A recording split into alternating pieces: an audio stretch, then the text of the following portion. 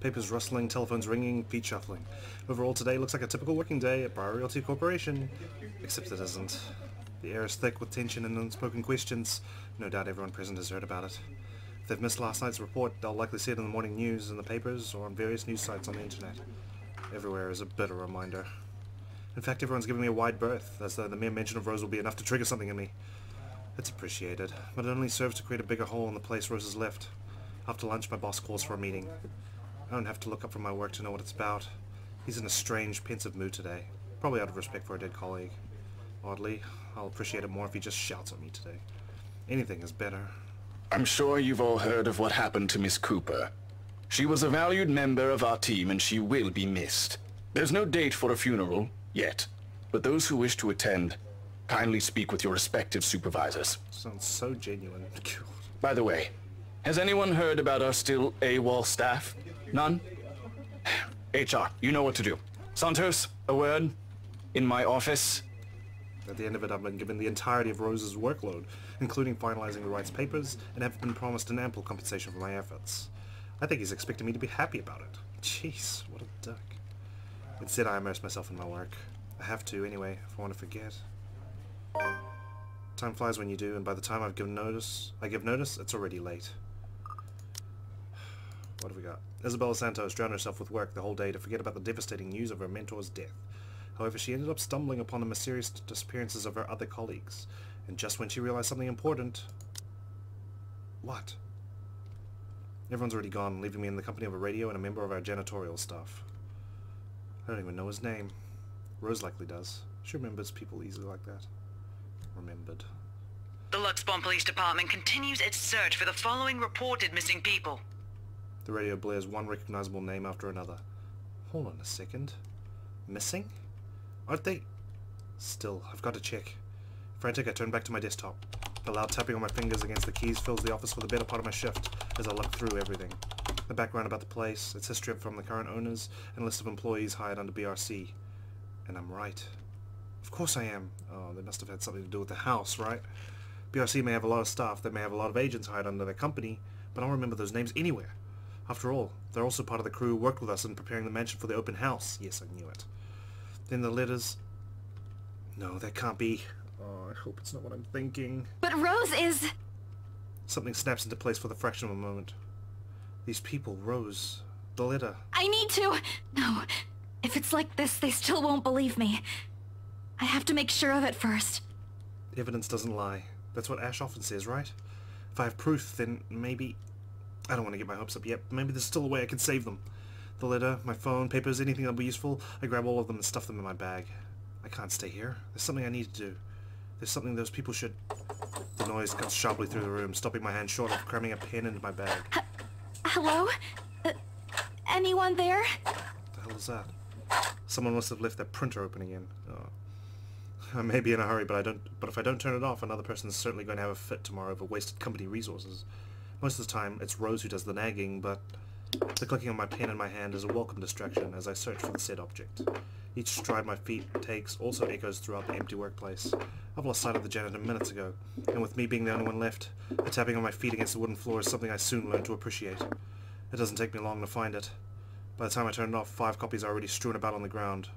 Oh god. The paper or tray having also been left ajar. I can already guess what's on it. Sighing, I pick each of it up to put someplace proper. But the page that greets me next makes my blood run cold. Oh, God. The chill that makes its way up my spine is as numbing as the day in the attic. They even printed it in color. Talk about waste of company resources. The sheets crinkle under my tense grip. All I can hear is my breathing as it rasps through my gritted teeth. But before I can even gather myself, take the first steps out of here, total darkness suddenly envelops me. Oh, fuck's sake. As if hearing every horrid thought running inside my head right now, something snaps. A soft creak grating through the thin veil of stillness that has descended in the room. Every muscle, every bone in my body goes rigid at the sound. Familiar. So familiar now. Yet my own traitorous curiosity still presses me to take a careful peek over the cubicle's wall. Oh, shit. It's her. Standing in the only exit of the office, albeit facing away from me. She doesn't even need to turn around for me to know it's the same misshapen face, tattered clothes, and unsightly gait. The same person in the attic. I take a step back, and the pen I'm holding slips from my hand. Her entire head turns. Fuck! Creepy ass bitch. A scream almost escapes my mouth and I duck under my table as quickly as I can. My heart is pounding hard against my chest. I can hear the bone-chilling sounds of her walk, the weird clicking that follows her, the telltale squelch of something weird as she walks towards me. Nearer and nearer. The sounds are slowly getting louder, and the only thing keeping my whimper from escaping me is my hand as it covers my mouth. Someone please save me! Anyone! I close my eyes, muttering a continuous stream of prayers, all while attempting to steady my own breathing. Please, please don't let her hear me. Oh shit. Remain calm and stay hidden from the ghost. Spacebar? Okay. Oh shit, it's going faster. Fuck! Calm down. Fuck! Oh. Keep calm, keep calm. Oh, clutch! Clutch! Whew. One life left. The seconds, minutes stretch out before me agonizingly. Is she gone? Slowly I open my eyes to take a peek.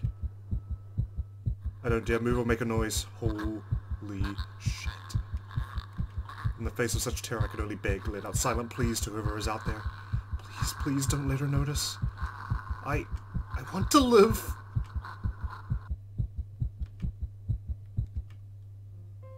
Oh, what? You can't do that to me. Oh my god, I got so scared I was going to screw that up. That thing was going so fast. I can't imagine what would have happened if I failed. Anyway, it looks like we've switched perspectives. Hannah. Take a moment to catch my breath. Okay, new profile. Hannah Wright Nee Evans. That's her maiden name. April 30th, Taurus, 31 years old, 5'7", heiress, former finance manager. British, Anglican, education, masters in business administration, major in accounting. Ooh, I majored in accounting. Likes bouillabaisse, dogs, fashion, parties and dancing, the beach, children, iconic women, charity, math. That's not me. Of the Luxborn upper classes, Hannah is used to living a life of luxury. Absent parents made her crave for attention, though, something she gained from her private tutors and nannies instead. It was never enough, however. She studied hard in order to make her parents proud, going into business so that she could work alongside them. The challenge in her otherwise privileged life was certainly a thrill for her, at the very least. She had many suitors, dating different men and women, but it was through work that she met Luke. It was love at first sight for her. Upon her parents' death, Luke proposed to her. Yeah, well, mood whiplashed. That was the move that led to the merging of Wright Enterprise and Evans Incorporated and her subsequent retirement. Their 7-year marriage is strained, but Hannah tries her best to make it work. Okay, interesting. It's far too easy to get them to pay attention, enraptured. They hang on to my every word and follow my every move. All of it would have been stifling had I not grown to such stares. Most are respectful, some are hostile if we are honest. I don't know why I'm doing this accent, but I feel like I should just, you know, rock it. And a few are downright inappropriate. After all, I am... Hannah Wright! There's a moment of agitation as a familiar, yet but less than welcome face approaches me with a suggestive smirk on his face. Of course, I have to keep a benevolent smile and greet him as I greet any good friend. After all, this man can turn heads, being famous in his own right. Officer Lee! What a pleasant surprise. I didn't think you'd have the time to attend tonight's party. He's more Luke's friend than mine, really, and I'm quite sure I only invited his wife. Much like I am only friends with the Chief Inspector because of Luke, Luke is only friends with Rochelle because of me. Unlike how I treated Lee, however, Luke never hid his animosity for the Lee matriarch. It was a sort of odd friendship. It was an odd sort of friendship, where we would have awkward double dates. I don't even recall his first name. It started with an N, I think. I might be wrong. Aside from being Chief Inspector of Luxborn Police, his wife Rochelle Lee Navance owns a general electronics company. Fridges and freezers, mostly. Oh, I always have time for my favourite socialite couple. Might I say, you look positively ravishing tonight. I see the husband isn't with you. Jesus. The way he eyes me up is enough to make my skin crawl. I just wish Luke is here to fend off the more unseemly of our peers. You know the ones. Men who are just a bit too friendly, staring too long at my assets and getting too close just because my husband isn't here. And to think they have the gall to do this at my own party. In my own house, if I might add. But like any high society woman with her Schult, I know how to handle it with grace and dignity. I suppose you're looking pleasant as well. Luke's busy with work, unfortunately. Rochelle isn't here. A shame. I do hope he isn't causing you much trouble. That husband of yours can be a bit daft sometimes, acting like he's still some young bachelor. Jeez. The wife sends her regards and her apologies, but something came up with her doctor and she needed to attend to it. You know her, being pregnant and all. We make small talk. Rather, I'm forced to do so, as he would not leave my side after finding his place there. Much to my chagrin, I've been extricated from the few who flock in hopes of flattering, for I can tolerate them far better than Lee. He's a nice enough person, and I adore his wife, who's obviously the brains behind the two, but there is something unsettling about him. I do not trust him as much as I want to. He regaled to me tales of the Luxbourne Police Department, a different affair to the usual gossip I'm privy to, and though I loathe to admit is interesting nonetheless. I expect the topic of business to die out quickly, which would be understandable enough due to the confidential nature of his work. But oh boy, was I wrong. So, wearing civvies, I steal and drive off with one of the police mobiles, right? In the mirror, I see the new tank chasing on foot and screaming about theft. The look on his face was priceless when I parked it in the garage. Oh my. You made him chase you all the way home for a prank. What did Rochelle have to say about that? Rochelle has a strange love and hate affair with Lee. He's a married man who did not grow up past his early 20s, judging by the way he acts. Surprisingly enough, they've been married for a good 20 years. A lifetime if you compare it to my marriage of 7 years with Luke. I, on the other hand, well, Luke is no Lee. I should be happy about that, I suppose. Although my darling did have his moments. Now the wife pulled my ear and gave me a good talking to, though. Besides, we live in a flat a block away, so it wasn't much of a grand chase. Weren't you living in a house near the countryside? Moved for work, you know. Or you probably don't. No, I don't. But a flat in downtown. I suppose if that's what you like. Oh, it's horrid. Hate that tiny place, no matter how convenient it can be for work. 55 square yards are not enough when you need to get away from the wife. I wouldn't mind a place away from the city. Even started looking at the ads. I spied an interesting lot, actually. Heard it was finally put up for sale, or that something mansion. You know the one with all the ghost stories. I know what he's talking about. There are really only a few urban legends around here. It's... The Ermengarde Mansion? the Ermengarde. That's the one. Worthy of a king it is. I'd buy it myself, but Rochelle would only gripe if I brought it up to her. It's the Ermengarde, right? She said it wrong. I guess that's her thing, since she can't even say Isabella's name. Not to mention all the expenses a place like that. It'll be a real fixer-upper. You also have to find someone willing to work there with how superstitious people can be. If it becomes a problem, just hire someone to do an exorcism. Actually, I do know of someone who could be up to the task. You remember the Ludgates party at their Christchurch summer residence? Of course. It was an excellent soiree. Everything was so classy, too. Such good taste. Oh, that place was a pigsty until they hired out this interior designer and they turned it into a bloody palace. So yeah, so this is back in time, right? This is before even the purchase was made. So this is October 21. So we must be back here. Cool. Alright, so different perspective, different time. She worked for the Exodus for their apartment in Soho too, and they recommended her when we were looking up pieces for our beach house in Porto Colom. On saying that, I should check the relationships, right? So she's not that close with Isabella, as we know. Zachary, Marianne, Rebecca, Ashton. Ashton and Isabella, not too much. But Zachary and Rebecca, who she doesn't even know, like, will even come to know, it's a lot better. And Luke, of course, her husband. Not as high as you think, because it's strained, as we read. I think I have a business card, right? No, I must have left it in my other jacket. Anyway, she's called, what's her name? Marianne, I believe, yes. But truly, if anyone were to get that place in McCullough, well, they'd be the envy and the talk of the town. Well, if you put it that way, I might just snatch it up for myself. This place was starting to feel a bit small lately anyway. Sure, a 3-story penthouse might not fit the definition of small for some people. Okay, maybe a lot of people, but it isn't big enough to have grand parties in. As it is, I've only invited about 30 people to this one, and it already feels cramped in here. It certainly would be nice if I didn't have to ride an elevator up and down several floors before I can get anywhere as well. All Luke's words are not mine. Besides, I've been looking for a good anniversary gift. Luke might like this one. Where is he, anyway? October 21, Friday.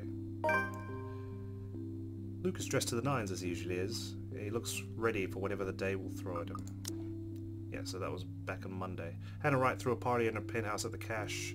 The city's most powerful were seen, including Chief Inspector Harvey Lee of the Luxbourne Police Department. From him, the socialite heard of the Ermengarde Mansion's upcoming open house and of the interior designer Marianne McCullough. His butler and valet wait at his side, just in case he isn't as ready as he looks. Oh sure, that is normal. What is confusing me is the fact that he is on his way out of his penthouse, considering we won't have anywhere to go until much later. Where are you going? I am to attend the Triad Autumn Tasting. I do believe I informed you of this 2 weeks ago. Yes. And might I remind you that I had stricken that off your schedule? Because 1, the doctor told you to stop consuming so much alcohol. So this is how rich people talk. And 2, I informed you a few days ago about the open house we are going to attend in its place. I've even found this marvelous interior designer, Marianne McCullough. It's a 3.5-hour drive to Cardiff. I don't have time for this. This is like that little party you threw all over again. You don't inform me of it, and you expect me to stay and be a gracious host when I have business elsewhere. You know how I operate, Hannah. Unless this was penciled in, I am sticking to my schedule. If I may intrude, the madam is correct. Your physician did insist you moderate your drinking, unless you wish to incur acute pancreatitis. And you did have this open house penciled in last Wednesday morning. Bullocks, I don't remember doing so. Thank you, Johannes. Well, you did. While very hungover, in fact. He did. Moaned about me being too loud, but gave in after some pushing. Perhaps that was a bit too cruel and manipulative of me, Whose but... side are you on? Come on, Luke. You promised we'd do whatever I want this weekend. Gordon Bennett, fine. I am giving this house tour of yours a chance. But if it proves to be a waste of time, I am going to Cardiff, and you are going to take a cab home. Are we clear? It's just a bit of a husband and wife tit for tat, isn't it? All couples have their arguments. Once the honeymoon phase is over, as they seem to call it, reality sets in that you and your partner might not always see eye to eye. It sounds like she's trying to justify herself why it's not really working as well as it should. Perhaps it has been the years. 7 of them is nothing to scoff at. Ah, he's got that 7-year itch, doesn't he? I just cannot bloody believe I agreed to this. I was really looking forward to the Triad tasting. Though sometimes I think it's something a bit more than just simple disagreements, and I have to stop myself from wondering where we went wrong. There's always the Triad Christmas tasting in Manchester next month, and that'll only be an 1.5 hour drive. Have I been neglectful? Have I offended?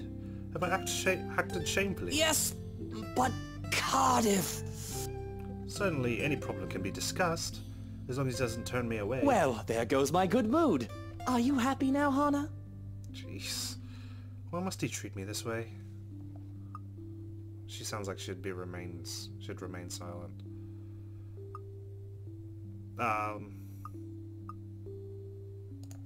Let's remain silent. It's not the right decision, but yeah, see, it's gone down.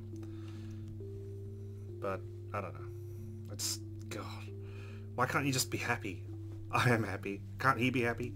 And I'm sure he will be too once he gets over this little upset. There's no point in aggravating him anymore, so I keep myself from commenting on the issue any further. A sweet smile and a bowed head. No need to provoke. That is how I cope. So, when do we leave? Where are we even going? We're scheduled to leave after lunch for the Ermengarde Mansion. Das ist ja interessant. It's just Deutsch name. Is that infamous mansion? Yeah? I have seen it from afar. It's a huge property. Very beautiful if it wasn't left abandoned. Certainly a house befitting lords and ladies of the land. A house good enough for nobles, huh? It is well known then? I guess that doesn't make it a total waste of time. There we go, he came around in the end. Our old sous chef mentioned going there for Halloween last year. We've not seen him since. Not that I mind. He made terrible pumpkin soup. I smile even as they turn their backs to me. The ride to the mansion is quiet, with Luke having stared out the window the entire way, not paying attention to anything around him. Meanwhile, I'm conflicted. I don't know if I should apologize for changing his plans like that, but by the time we arrive at the mansion and I see his eyes light up in genuine interest, apologizing is the last thing on my mind. The whole affair with the Ermengarde Mansion is certainly an interesting experience. The place had been renovated and restored by the owners to what they claim to be acceptable standards. The mansion itself looks like something befitting a fairy tale or a period piece. It is tastefully decorated and, with a little bit of love and attention, I'm sure it can be a place Luke and I can call home. and the number of other prospective buyers that have come from the powerful and wealthy of Luxborn certainly did not disappoint, marking this estate as prime property. The Lees are amongst the group who went with the Rose Woman, and I saw a few other notable faces, though I did not really feel like mingling. Unfortunately for every one of them, the Wrights are interested in buying. What's been bugging my mind, however, is that Isabelle, Wheel and Woe. Oh, there she is. That's what she looks like on the other side. What is her problem? I still don't quite understand what is happening. One moment she's scrambling to give us the paperwork to finalize the sale, then she's panicking over some sort of prank letter or another. Dear me, is Isabella alright? And there's Rose, still alive. It is apparent, with the way she shakes and by the pallor of her skin, that something has really shaken her up. Isabella, do you need me to call that ambulance? I am worried, but it will be best if she's attended to by someone more familiar to her, like her partner. But even then, the girl refuses Rose's offered drink and looks just about ready to make a run for it. No, I'm just feeling a bit out of it. Even their name there at the bottom says Isabelle. It's wrong. Excuse me, I'll be back. I just need to catch my breath. And she does so, just as I predicted, and her partner follows like a concerned mother. I like that attention to detail with the names. There's an awkward air among us, as we are left in the wake of whatever that was. The others murmur and gossip with each other, speaking of the poor daft girl and telling the tale to whoever was not audience to the act in the first place. It doesn't take too long for the woman, Rose, to return and pull us aside into the study for what I rightfully assume is damage control. Rose invites Marianne in too, hoping to apologize to her as well. But the woman refuses, saying she's not one of her clients anyway. That leaves myself, Rose, and Luke, the last all too eager to make himself comfortable in a study he's no doubt already claimed as his own. I can't apologize enough about what just happened. Please forgive Isabella. She's been under a lot of pressure lately. She's young and all those rumors about this being haunted just got to her head. And it must be this terrible heat too. Not a drop of rain for days now.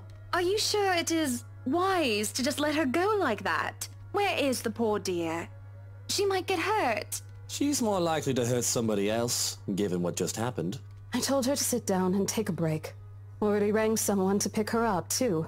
That might be for the best, dear. But please, we're here to talk about the mansion, yes? Why, I absolutely adore it. Don't you, Luke? Some of the rooms will certainly have to be repurposed. We want to change the appliances and have Marianne lead on the decor, but the whole thing is just lovely. I guess. It's certainly a lot roomier than our penthouse. Exactly. Lots of space for guests, parties, a lot of room for little ones to run around too. Uh-oh, little ones, oh gosh. Let's not discuss that right now, Buttercup. Anyway, I do think it would be a shame to let this mansion slip past us. But you haven't even finished touring the house. Well, we like what we've seen. I'm making her job easier for her, am I not? No need for loans or long price negotiations. We can just sign a contract and close the deal. Really, you'd think the woman would be more happy about an easy sale. I know how these estate agents worked, how long they had to wait, and how much they had to spend even just for a single sale. Why she should be jumping for joy right now. I'm sure the commission on this mansion is nothing to sneeze at, even if she has to split it with the Isabelle girl. Do you think we could have horses here? Yes, those do sound nice, love. Anyway, if anyone else is interested in buying this property, I assure you that I'm able and willing to give a better offer. A vineyard would be nice. Or maybe And we do reward our people quite generously, Rose. So if I were you, I would start on that paperwork. helicopter pad. I pause, and there's the small moment of complete silence where Rose and I just stare incredulously at Luke. Okay, so we assume that they wanted this for some ulterior motive, but it looks like she just wanted it because she's a materialistic girl and just wants the status symbol of owning a mansion, I guess. That's fine. It's an unspoken understanding, a rule between the two of us that we have to put on and act. With our social standing where image matters, it is also important to avoid making enemies, and to follow this rule is an easy feat for me. From youth I've been the well-trained social butterfly, gracious and graceful. Luke, on the other hand... Oh, wait, what, Luke? No, what? Whatever would we need a helipad for? Well, he likes to play the fool sometimes, even if he is anything but. As he throws me a wry smile, I shake my head and beckon Rose over. This is to be our home, and there's nothing she or anyone else can do to change my mind. This is a place that speaks of power and importance, and at the same time of safety and comfort. Perhaps we can even have our family here. There's definitely no better gift for this than for our special date. Why, everything here is absolutely wonderful. Well, except for this ugly painting in the study. Jesus, that actually got me... Like, I can't show you guys the shivers I get when something happens on screen, but my god, that's fucking scary. It looks like a bad fake of an Edvard Munch painting. Here's the deal. I'm willing to pay 10% higher than your listing price. If anyone tries to outbid us, just add another 5%. I doubt anyone can, of course. That's crazy. How do you do that? Or, you know what? Just add 15% to the listing price, and we can sign all the paperwork now. Why pay more than the listing price? I guess, if that's what you want. That won't be any trouble. I don't have all the papers now. Didn't think this would be a quick sell. I'll have copies sent to you so you can look over them. And if you'd still like to finish the rest of the tour with Isabella's group, you're more than welcome to. No, I think we're good here. We'd appreciate a private tour of the place a lot more, I think. All right. Should I let Marianne in, then? Marianne? Oh, right. She's been waiting outside the study this whole time, hasn't she? I'll need to have a little chat with her to move this little mansion project forward. Please do. There's a look of apprehension when the other woman enters the study. Yet, like a professional, I see the moment when she steels herself and masks her worry. Admirable. We have this project, then? Of course. Will you be needing anything from us? Having the floor plans would be a great start, just so that I can look at them beforehand. And if you could tell me when you're available for a meeting so that I can include it in my calendar? Oh, is a meeting really all that necessary, Marianne? I guess we can send Johans to help you out. You two can start by getting rid of this ugly painting. A hush falls upon the room at my request. What painting? Oh, shit. And lo and behold, the painting is gone. In its place, a mirror stands, which leaves me to look at my own confused expression. Jesus. Odd. Well, no matter. Back to the topic at hand. Marianne, dear, we are simply far too busy to meet up. How do we just go back to normal like this? Or perhaps maybe I should free up my schedule or question the need for a meeting.